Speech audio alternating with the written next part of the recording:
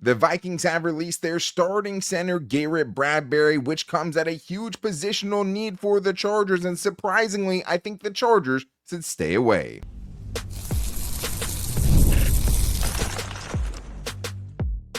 You are Locked On Chargers, your daily podcast on the Los Angeles Chargers. Part of the Locked On Podcast Network, your team every day. What is up, and welcome into the Locked On Chargers podcast. I'm your host, Daniel Wade, joined as always by my co-host, David Droegemeier, and we've been covering the Chargers now for 9 seasons together, but this is our 7th year as the host of the Locked On Chargers podcast, bringing you your team every day. Thank you to the everydayers out there, as always, for making us your first listen. If you do, make sure that you never miss the show, go subscribe or follow for free on the Locked On Chargers YouTube channel, and listen wherever you get your podcast from. David, what do we got today? Well, Daniel, like many of the other Charger fans, whenever they get a notification that a center was released, I was running to PFF to check and see if he was a fit. Yeah. And Garrett Bradbury, I think, is probably not the player or the upgrade people out there are expecting him to be. And obviously, with the addition of Mekhi Becton to the offensive line, it's got some people out there thinking, what could Najee Harris potentially do behind the Chargers offensive line? Even though I think it's probably still a work in progress, could he actually achieve top 5 rushing yards in the league? And we're also going to tell you why a Keenan Allen reunion is still unlikely. But not if you ask Mike Williams, potentially, because his press conference, it definitely seemed like he's lobbying for. But today's episode is brought to you by FanDuel. Right now, new customers can get $200 in bonus bets when your first $5 bet wins. And David, it's Tuesday, meaning it's buy or sell Tuesday, getting into the biggest Charger storylines and overreactions. And one of the big ones that I saw swirling around on Twitter today was the Vikings releasing center Garrett Bradbury, which obviously at this time of year, teams could be releasing players for one reason or another, cap relief, going in a different direction schematically, and so many other things. But I've seen a lot of people thinking this could potentially be the answer for the Chargers at center because we know it's such a need for them. And the buy or sell is this. Buy or sell, the Chargers should sign Garrett Bradbury.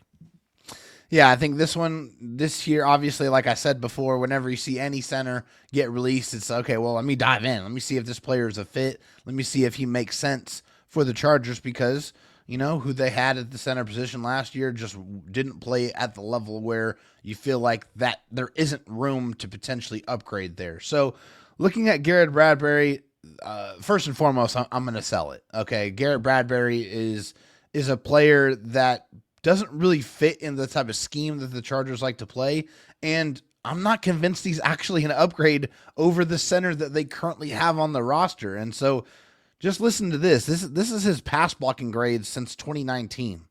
38.7, 38.8, 43.7. Had a decent 2022 with the 68.1, but then back to 56.8, and then last year, a 48.2.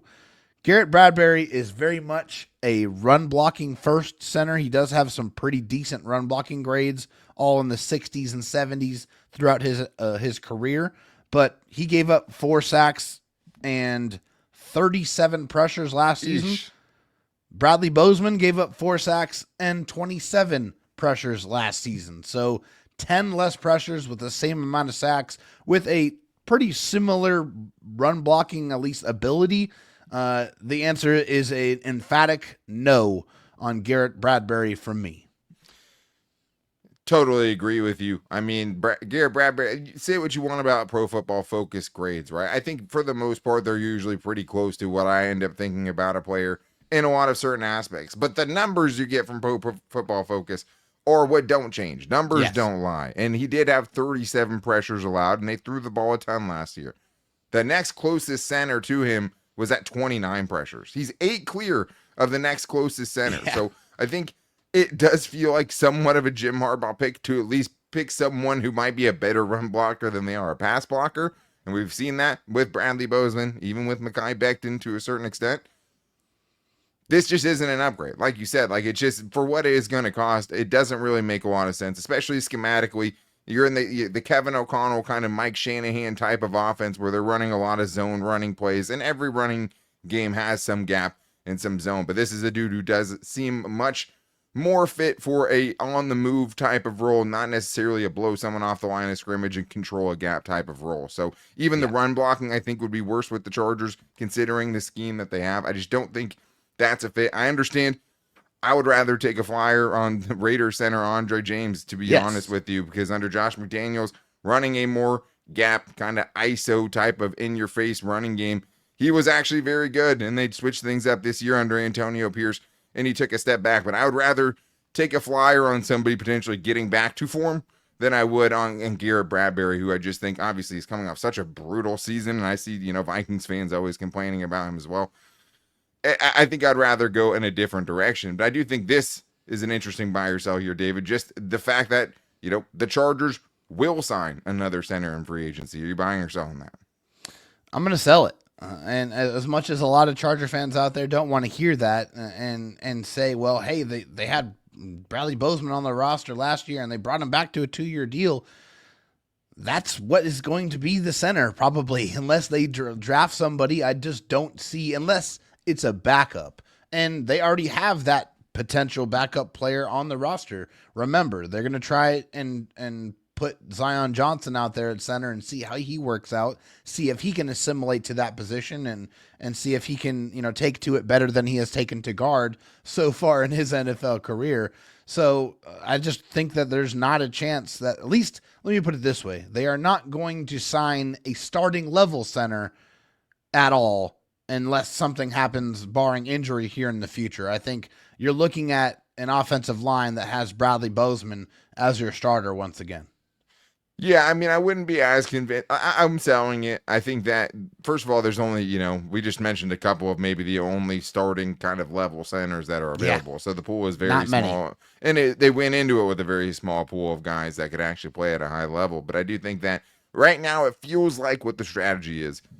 Have Zion Johnson, because the thing is, I think they're going to give Zion Johnson every chance to start. I don't think they want Bradley Bozeman necessarily to have to be their starter. I think Zion Johnson has as much of a chance as he does, at least going into it, and we'll see how quickly he can assimilate to the position. But I do think that right now let's have these two guys battle it out at center, take a day 3 center to potentially throw into the mix of that competition, and then potentially get an upgrade at guard. I think that is what's more likely. I think it's more likely that they would sign a guard throughout the rest of free agency before the draft than they would center, to me. And I think that, to me, it's not that close. But they are probably done. I do think they're done addressing center in free agency. But this one we have here from Action Dan, who says, buy or sell, would you rather have a free agent tight end and draft an offensive lineman, or a free agent offensive lineman and draft a tight end? I'd rather draft offensive line. You can get a decent tight end in the later rounds of the draft. So this is interesting. I mean, I think at the end of the day, you're going to have a much higher hit rate when you take players earlier in the draft. Shocking, obviously. But I would sell this. I think that there's still time. I mean, both of them seem like such gigantic needs. If you're talking about only between a first round or a second round pick, hey, maybe, I could get behind. You should draft an offensive lineman in the first round. You have a higher chance in hitting. And if you take a tight end in the second round, you'll still have a chance to hit. Later rounds, I would question. But I think that either way, David, that's kind of the whole premise of what we've been saying about the things that haven't been addressed yet. There's only so many guys you can take in the first 3 rounds that you feel like could come in and contribute for you right away. You only have first 3 round picks, right? So it's going to be hard to address all the things you feel like are big needs right now. Yeah, I know it was exciting that Joe Ortiz was able to hit on 2 corners in the 5th round, but let's not pretend like that is something that happens all the time, because it doesn't. Okay, you're going to find a lot of your, major contributors earlier on in the draft. And I've maintained the entire time, I would much prefer them go grab players on the offensive line that has already been there and done it in the NFL and sign them and plug them into the offensive line than drafting somebody who may or may not be the right fit at that position. And I think with tight end, I would much rather try to grab a young, cost-controlled tight end and pay the offensive lineman I know has already played at a high level. And I think there's just much better offensive linemen still available to you, like the Tevin Jenkins and the Brandon Scherfs and the Will Hernandezes of the world, than there are tight ends, where that barrel is empty now at the tight end position in free agency, and a lot of it was taken off the board before the Chargers really ever had a chance at any of them. But I would also, some food for thought here, These are the top 10 receiving tight ends last year in the NFL. Brock Bowers, Trey McBride, George Kittle, Jonnu Smith, Travis Kelce, Sam Laporta, Tucker Kraft, Hunter Henry, Mark Andrews, and Mike Gesicki. Only one of those dudes was drafted after day 2 in the draft, and it was George Kittle in the 5th round. All of the rest of those guys, 8 of those guys are 2nd or 3rd round picks. And then you have Brock Bowers picked in the 1st round. So that does feel like the sweet spot for drafting tight ends, where you have guys like Will Fries, who was a 7th rounder, Kevin Dotson, a 4th rounder, Drew Dalman, a big paid center, a 4th round pick. Center especially, you've been able to find some success with some guys later in the draft. But for the most part, the higher you pick them, the higher your chances are of it working out. But we still have more buy or sells to get into, including how good can Najee Harris be behind this new offensive line. We're getting into all that and more in today's Locked On Chargers podcast.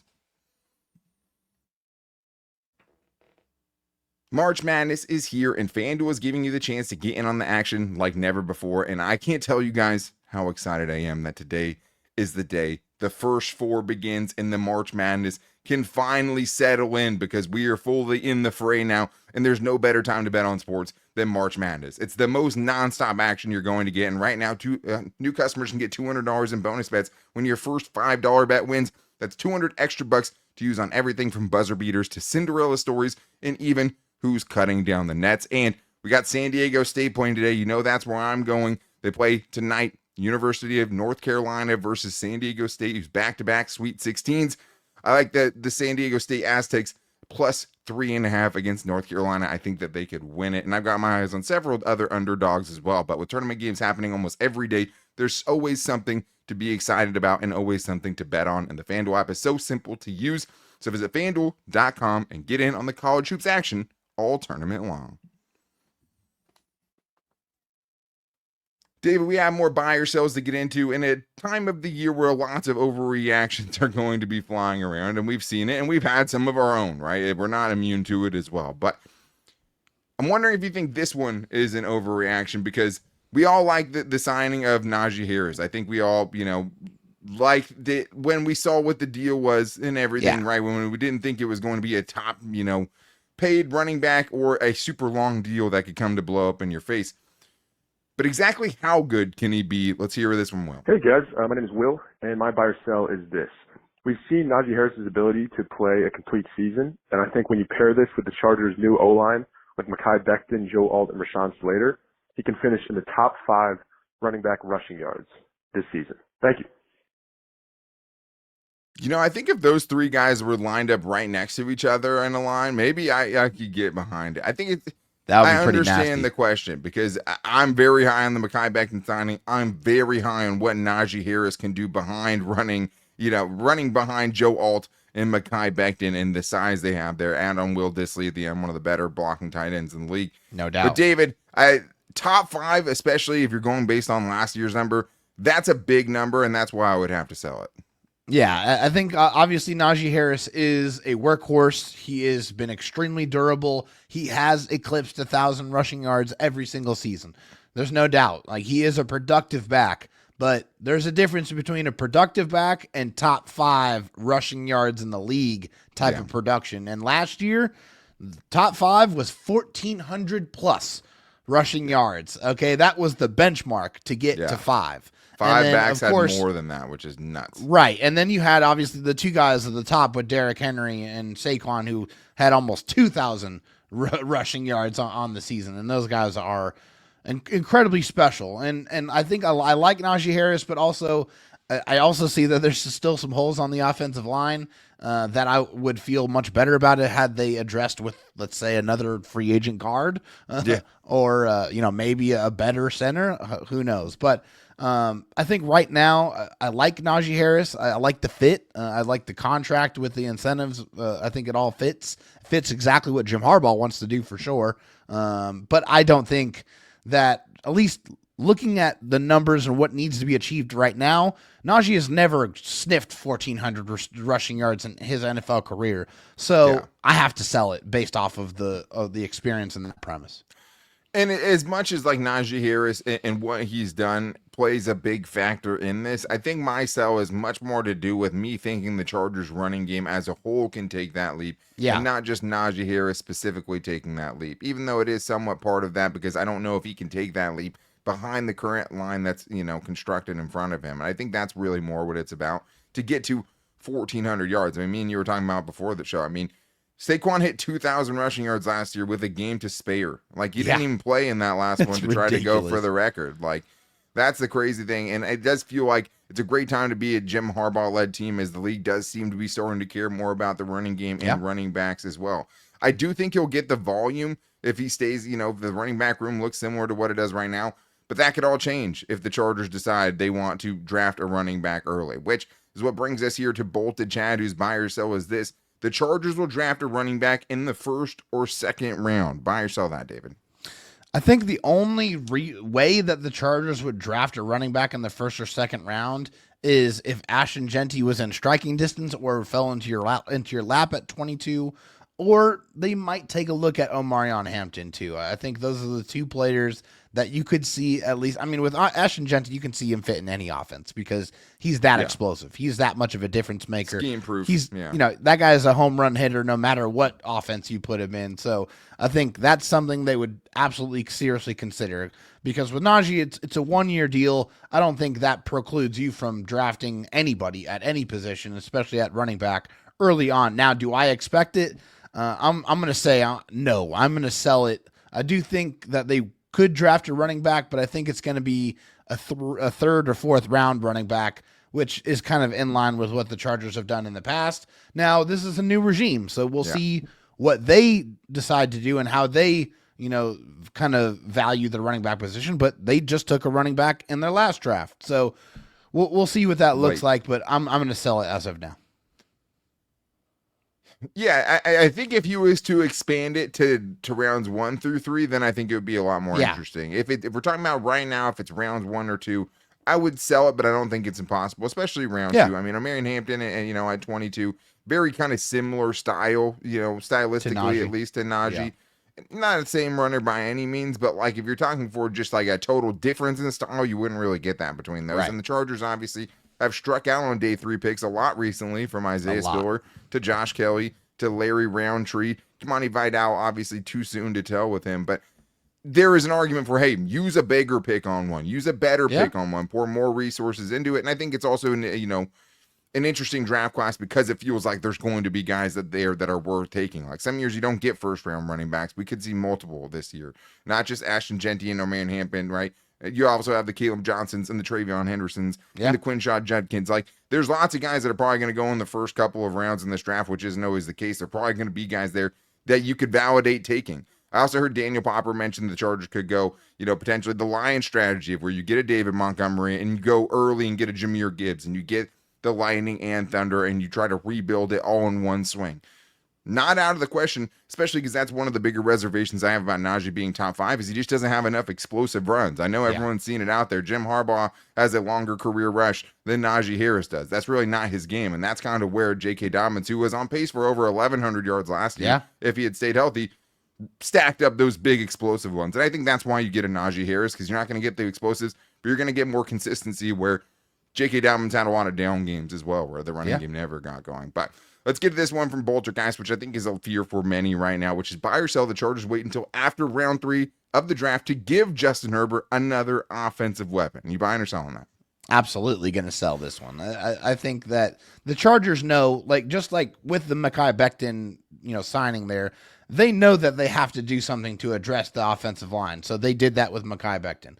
They also know that they can't possibly go into next season with the current set of skill position players that they have, because you look at it, it's a Najee Harris edition, it's a Mike Williams edition. I think those pieces will play well for you, but it's not enough, and I think they know that as well. So I highly expect them to draft either a wide receiver or probably more specifically a pass-catching tight end very early on in the draft, because that room is very, very barren, and they don't really have anybody right now that fits or fills that skill set in this offense.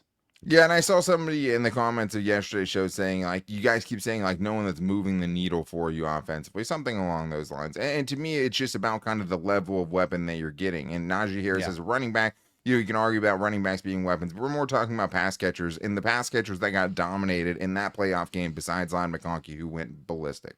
Yes. It has to be so much better. As much as the interior offensive line probably was the biggest issue in that game, a close second was the outside of Ladd McConkey receiving options, including, the disastrous game that Will Dissly had. Now, there is a scenario where you could go a different direction, right? What if they go interior defensive line and edge rusher and guard in the first 3 rounds? That's not the craziest thing in the world, but it feels crazy with what you have right now. Now, if there's a trade before the draft, something changes, right? Last season, they did take 3 receivers and a running back, but 3 of the 4 of those were on day 3, right? With 2 7th-round wide receivers and Kamani Vidal in the 6th. I would sell it in a big way. It feels almost impossible to me that they would go the first 3 rounds without a pass-catching tight end or, right, a wide receiver that could add to the firepower. But at every turn, this is a regime that's told us maybe they don't care about that stuff as much as we all think that they should. So you never know. I understand the buy or sell for sure, and we have more to get into, including with after Mike Williams' press conference talking about the potential of Keenan Allen coming back, if that is still an option, getting into all that, and if the Chargers just playing all along was just to go potentially get Mike Williams and nothing else, and more in today's Locked On Chargers podcast. The NCAA tournament is here, and so is the Bracket Breakdown. Locked On Podcast Network and Amazon Fire TV channels are teaming up to deliver NCAA tournament coverage like never before.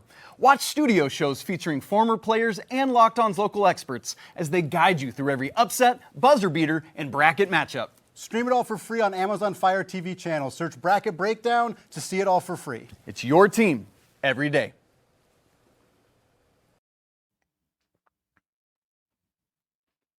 All right, David, well, we have some more buy or sells to get into, and thank you to everyone who hit us up at Locked On LAC or called into the voicemail line at 323-524-7924 for hitting us up for today's buy or sell. We will get more draft-specific guys. If you have a draft-specific, this guy or that guy, go get this guy. Trust me, we're about to dive into the draft, and once we do, that's a purgatory we'll be in and getting as deep into it as we can, and we'll learn all about these prospects. But thank you, as always, for making us your first listen. If you need a second listen, one way to keep up with the draft like I have been is checking out the Locked On NFL Draft and making that your second listen with Damian Parson and Keith Sanchez. We'll have them on the show at some point because those guys are great, but that's how I've been keeping up with the draft on YouTube and wherever you get your podcast from. But, Dave, this is another kind of sentiment I've seen out there with the Chargers, specifically about a former player, and the buy or sell is this. Edward Matias says, buy or sell, Chargers will bring back Agent 13. Obviously, Agent 13 being Keenan Allen.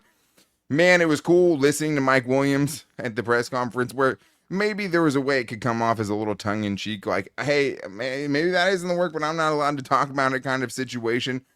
Are you buying that or selling that at this point in the offseason? I mean, Keenan and Mike are great friends. Let's put it out there. And he said that as much. He said, hey, we hang out pretty much every other day. So, and right now, Keenan Allen is currently unemployed. So, of course, if you're a friend and your friend's unemployed, you're going to want to put him out there and try to put him on the radar of whoever, your employer is, especially one that used to employ both of you. Yeah. So, I think that, it's understandable that a lot of people want to see Keenan Allen come back, understand the fit, know that there's chemistry there, and some great production, and those are all true. But also, I would say, at least for what Keenan Allen brings to the table, which is primarily at this point in his career a slot receiver, you have one of the best slot receivers in the NFL now in Ladd McConkey. And does it make sense to push Keenan Allen to the outside and have Ladd out there? And are you going to get the best version of Keenan if you are doing that at this point in his career at 32, almost 33 years old? I would argue that that's not the best use for Keenan Allen. Keenan Allen needs to be in the slot as much as possible. The last 4 seasons, he's played 60+% of his snaps in the slot. Guess who played more than that? Ladd McConkey at 70.2% of his snaps. Can both of those guys play outside? Yeah, I would say that they could. Would it be the best use of their skills? No, it would not. And so I just don't think it makes sense to have 2 slot receivers in the same wide receiver room. Yeah, I sell it, but there's a part of me that wonders. You know what I mean? Sure. Like, there's a part of me that's intrigued by it still, and have been since they traded for him. And I think all of your points are perfectly correct. I'd say another thing to bring up is, does Keenan Allen want to come back? Right? Yeah. Like, we don't know that is that bridge a burned isn't bridge, burned. right? Yeah. Like, yeah. he took it a lot harder seemingly than Mike Williams did. And Mike Williams talked about the disappointment and saying that he never wanted to leave at his press conference. Which and, was very real. Yeah. Very real. And, talked about just getting the call and kind of waiting around to see if he was going to get that call. And he did get it from Joe Ortiz the day that it happened. So there wasn't much time to really process it. Yeah. The other interesting part of this is that Keenan Allen has said that if he doesn't go back to Chicago, that he would want to go back to LA, which leaves it a little ambiguous because there's 2 LA football teams, obviously the Rams in town too. The Rams now have Devontae Adams. Yeah, but so they just signed Devontae, yeah. And Puka plays in the slot a lot too, right? Devontae Adams can play in the slot or outside, and so can Keenan Allen and Ladd McConkey, to your point. Would you get the most out of them? No. If you were creative enough offensively, could you be a lot better with Keenan Allen? Because it doesn't mean you might not get the best of Keenan Allen, but I think the question then becomes, is, good from Keenan Allen, but not great from Keenan Allen, still better than the other options that you have? And I think there's a good argument for that. So yeah, there's a part of me that says, hey, this year they don't love the free agent market. They miss maybe on some big wide receivers. Let's run it back for old time's sake and see what we have, because we know that it works together if the guys can stay on the field. And if they don't, you still have the Quentin Johnstons. You still have Ladd McConkey's now that you didn't necessarily back then. So maybe not the craziest thing, but I don't think they're going to do it. Let's get to this one here from John Soldwich, who says, buy or sell, signing Mike Williams was the plan for wide receiver upgrades through free agency. There will be no other wide receiver signings that even resemble a splash, and they will not use a top 2-day pick on a receiver. David, are you buying or selling that?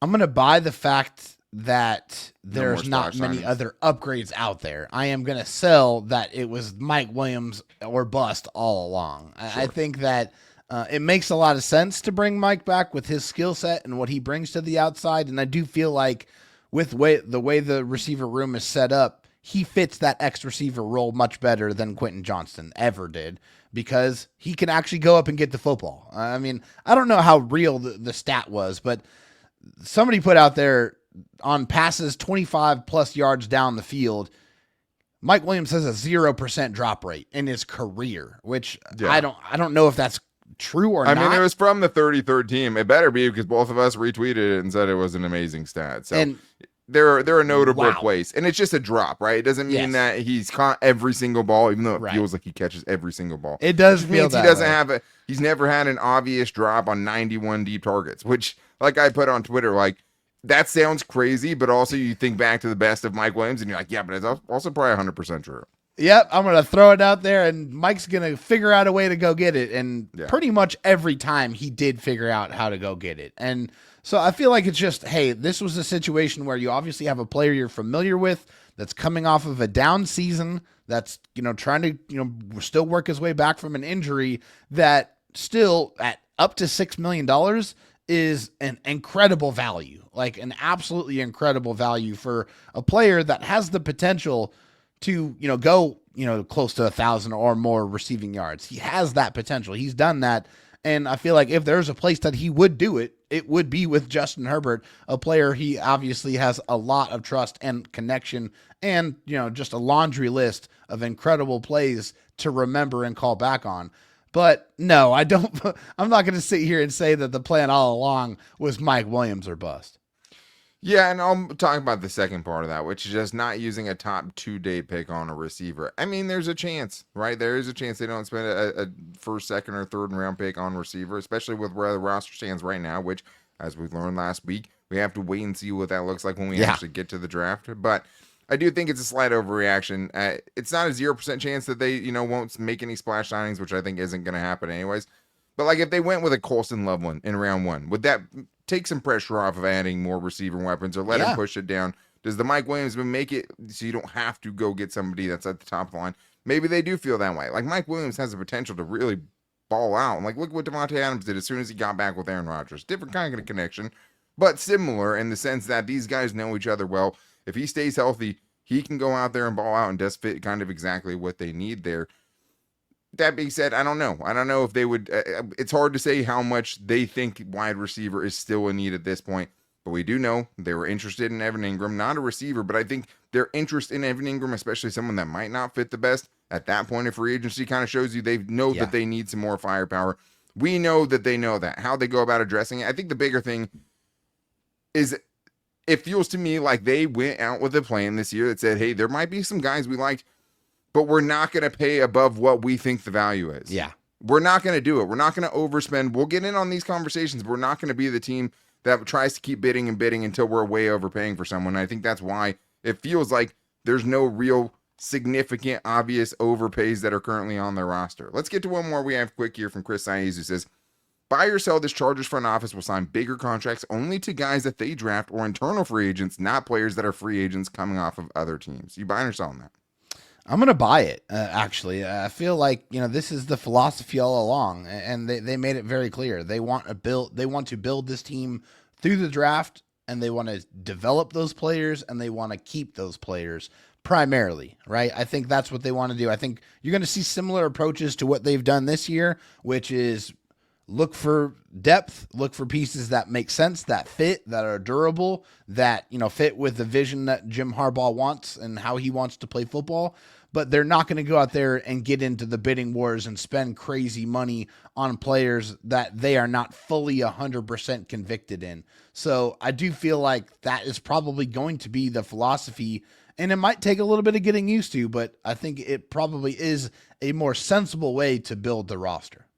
It is. And I think that, this is how you don't end up with the JC Jacksons and the Brian Bulagas and the other big deals that's come back to blow up in your face. And I do think it's like the Ravens, where you're probably not going to win free agency. And if they didn't do it this year with $90 million, even if that is somewhat reflection of the actual talent in free agency, I think it is more about philosophically kind of what they believe in. And I think if you do see them go for an external free agent for big money like that, they're going to be absolutely sure about it. Yeah. I think the interesting thing is kind of since they've been here, all they've done is kind of unload the big contracts, not really hand them out, whether it's Mike Williams or Keenan Allen or now Joey Bosa most recently. The one thing I would say in favor of it is they just brought back Khalil Mack and signed him, $18 million fully guaranteed, and we'll pay him $26 million. And it's only a base salary of $8 million for that deal, because it's a $10 million signing bonus. Just another masterfully constructed deal from Ed McGuire and Joe Ortiz and their team. But the other thing is we still have not seen them pay Rashawn Slater. And that is the one thing that's going to tell us this and answer this question. Because if he's not getting a top of the market deal from this team, that makes me question philosophically kind of what the philosophy is. If you're not going to sign someone who's such an obvious guy to give top money to, he's a sure tuck thing. it in and just take it to the bank. And, he is a sure thing is going to get. I still think that's going to happen, right? But that'll be kind of the tipping point of, okay, this is what they're going to do. They're not going to mess around. They're going to sign. When they have players at the top of their deals, they're going to be able to sign them. Unlike the Eagles, where they have so many guys, right? You get to the Eagles level, then you can start letting guys like that go. Chargers aren't there yet, and Rashawn Slater has to stick around, and that is a player philosophically you should be interested in keeping around for the long term, especially for a team that prioritizes and cares about offensive line so much. But that's going to wrap things up for today's show. Make sure you're back here tomorrow when we discuss the cherry on top that could be this free agency period and the start of this offseason. It's starting to come together, the vision, the cherry on top. Go trade for Dallas Goedert. It's right out there. It makes so much sense. Go do it. But to make sure you don't miss it, go subscribe or follow for free on the Locked On Chargers YouTube channel and listen wherever you get your podcast from. Thank you to everyone who hit us up today at Locked On LAC or emailed me or sent me, put it on Instagram at Locked On Chargers or call into the voicemail line at 323-524-7924. We love getting you guys involved with the show. We think the show is always better when we get you guys involved. So thank you everyone who hit us up, and make sure going forward that if you want to hit us up, make sure that you get your buy or sell in or your fan mail question. There are always going to be opportunities to do that with this show. But make sure you guys are back here tomorrow for another fun conversation. Go trade for Dallas Goedert. We absolutely think they should, and we'll get into tomorrow. But until then, guys, take it easy and go Bolts.